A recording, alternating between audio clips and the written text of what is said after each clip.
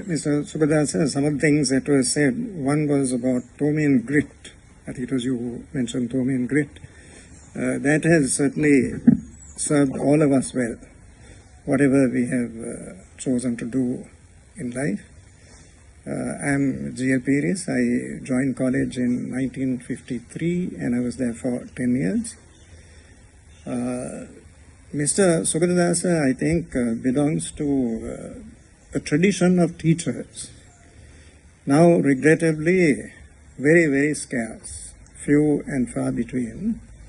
The distinguishing characteristic was they regarded teaching not as a job at all, but as a calling, as a vocation.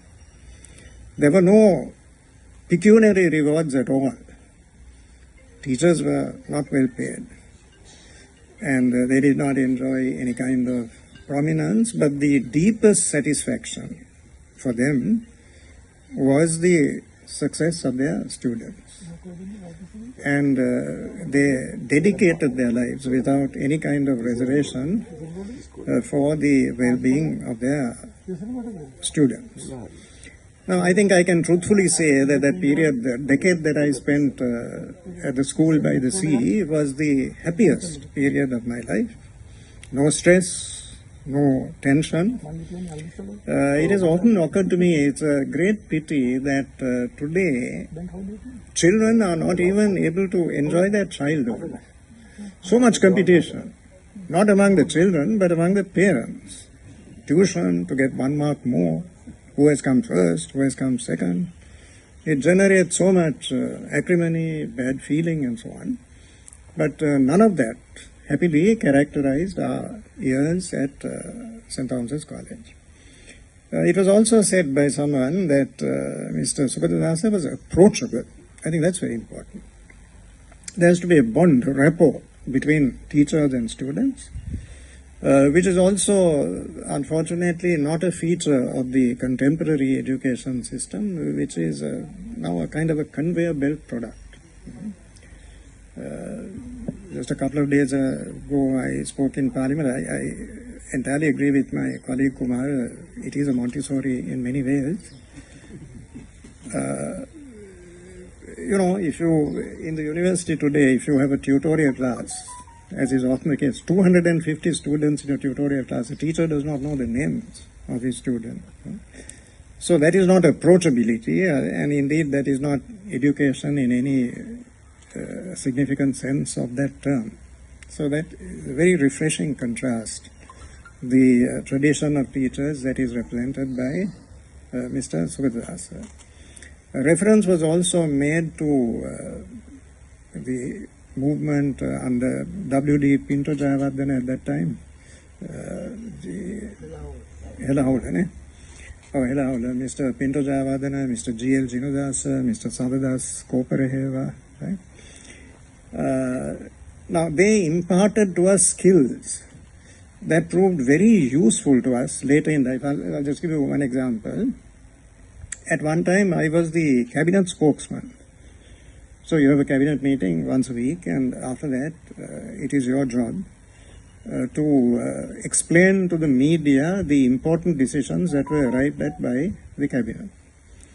So I developed the habit of speaking first in Sinhala and then in English. At that time, President Milinda Rajapaksa asked me, how do you do this? I didn't use any notes. I would speak extempore in Sinhala, and then for the benefit of foreign journalists and others, I would impart the same information in the English language. So he asked me, how do you do this? It is a verbatim translation of the Sinhala version without any notes, without any variation, exactly the same thing. So I told President Rajapaksa, the credit does not belong to me, it belongs to the people who taught us at St. Thomas's. We were given a very, very strong grounding in language. And that's a skill that is obviously useful. Whatever you do in life, it is a singular asset. So it is a pleasure to be present on this occasion and to pay tribute to all the attributes, the dedication, the commitment that is exemplified by the career of Mr. Sugathadasa. Handicrafts, metalwork, all of that goes to make up a complete education. See, what's wrong with education today? It becomes rote learning. You absorb a vast volume of factual material, you retain it in your memory, and then you reproduce it at examinations. There's no attempt to get students to think critically and to apply a body of knowledge to practical challenges in life. So people like AGN are trying to address that issue through innovation, through institutions that they have established, with very little support from government, entirely the product of their own endeavors. And I would like to also thank Mr. Sriyan Jayasekera for making this gathering possible. I am meeting colleagues, friends, former students like Lasantha. So it's a great pleasure to be here with you today. And may I conclude by wishing Mr. Sugathadasa many more happy and fulfilling years.